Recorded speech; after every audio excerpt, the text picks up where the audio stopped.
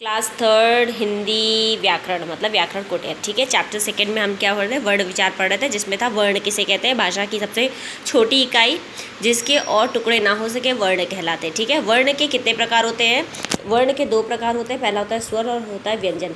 स्वर कितने होते हैं, 11 होते हैं, व्यंजन 35 होते हैं।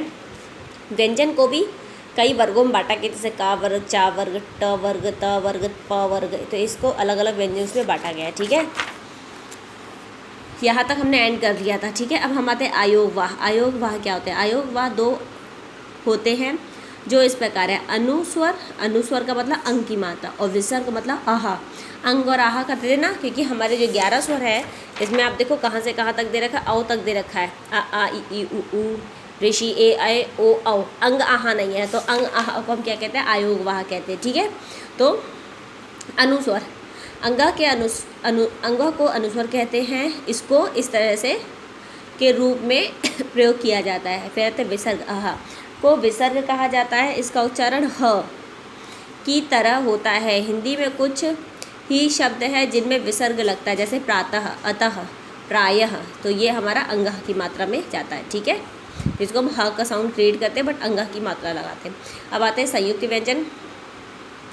हिंदी में कुछ व्यंजन ऐसे होते हैं जिनके दो व्यंजनों जिन्हें दो व्यंजनों के को साथ मिलाकर बोला और लिखा जाता है, उन्हें संयुक्त व्यंजन कहते हैं। संयुक्त व्यंजन इस प्रकार है, जैसे कि देखो यहाँ पर दे रखा है, इस तरह से आपके कुछ दे रखे, जैसे कि कक्षा, अक्षर, क्षमा, क्षत्रिय, यक्ष आदि। नेक्स्ट है त्रा का मात्रा, श का हो गया, त्र में त्रिशूल, त्रिकोण, मात्रा, छात्रा आदि। फिर आ गया ज्ञ, ये छत्र ज्ञ और श्रमिक वाला श्र, ये संयुक्त व्यंजन होते हैं। ठीक है, जैसे ज्ञानी, आज्ञा, अवज्ञा, अवज्ञा आदि, और श्रमिक, श्रेय, श्रवण आदि। आगत ध्वनियाँ, अब आगत ध्वनियाँ होती है। आगत ध्वनियाँ क्या होती है, हिंदी में जब संस्कृत भाषा से हुआ है, हिंदी का जो जन्म है वो संस्कृत भाषा से हुआ है। इसके अतिरिक्त हिंदी में कुछ विदेशी भाषाओं के शब्द भी आ गए हैं। कुछ विदेशी भाषाओं के हम लोग शब्द प्रयोग करते हैं जिनके उच्चारण के लिए हिंदी की ध्वनियाँ नहीं होती, जिनके उच्चारण के लिए हिंदी में ध्वनियाँ नहीं हैं। सॉरी, क्योंकि एक्चुअली मैं मोबाइल से ही रीड करती हूँ तो मुझे रीड करने में थोड़ा सा प्रॉब्लम होती है।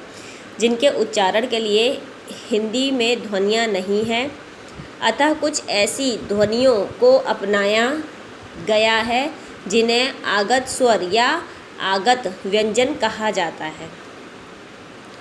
ये स्वर इस प्रकार हैं, जैसे अंग्रेज़ी में आया स्वर क्या हो गया, अ, तो डॉक्टर, बाल, कॉफ़ी, ये सब चंद्रमाता लगती ना। दूसरा है अरबी फ़ारसी में के व्यंजन, तो अरबी फ़ारसी के व्यंजन कहते हैं, ज हो गया। तो नीचे देखो, जैसे कि बहुत से लोग बोलते हैं मेरा नाम क्या है, खान है, हम लोग बोलते हैं उसका नाम खान है। खान मतलब क्या होता है, खा, हम लोग नॉर्मल लगाते हैं खान, बट रियल नेम क्या होता है, यहाँ पे लगता है डॉट, और वो होता है खान। का साउंड जो होता है ना वो क्रिएट करते हैं, खान। जुल्फ़े, लड़कियों की जुल्फ़े होती है ना, तो बोलेंगे जुल्फ़े नहीं होता, जुल्फ़े, तो वह ज का साउंड आया ना, तो ज़रूरत, ज़मीन, कागज़ आदि। वैसे ही फ़ा का साउंड आया, तो फासला, नफ़रत, हम लोग वैसे हिंदी में बोले नफ़रत, but the correct word is नफ़रत, फासला। ठीक है, खान, यही है इसमें, तो खान। तो ठीक है, आज हम यहाँ पर एंड करते हैं इसको।